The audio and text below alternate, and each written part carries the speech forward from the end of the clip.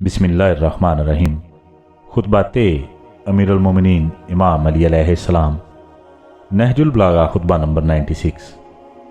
अमीरुल मोमिनीन इमाम अली अलैहिस्सलाम अपने इस खुतबे में बनी उमैया और इनके मज़ालिम के मुतल्लिक़ इरशाद फरमाते हैं, खुदा की कसम वो हमेशा यूं ही जुल्म ढाते रहेंगे और कोई अल्लाह की हराम की हुई चीज़ ऐसी ना होगी जिसे वो हलाल ना समझ लेंगे, और एक भी अहद व पैमान ऐसा ना होगा जिसे वो तोड़ ना डालेंगे, यहाँ तक कि कोई ईंट, पत्थर का घर और ऊन का खैमा इनके जुल्म की ज़द से महफूज न रहेगा, और इनकी बुरी तर्ज़ निगहदाश्त से लोगों का अपने घरों में रहना मुश्किल हो जाएगा।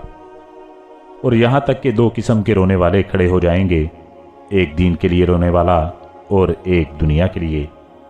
और यहाँ तक कि तुम में से किसी एक का इनमें से किसी एक की दाद ख्वाही करना ऐसे ही होगा जैसे गुलाम का अपने आका से, कि वो सामने अतात करता है और पीठ पीछे बुराई करता और दिल की भड़ास निकालता है।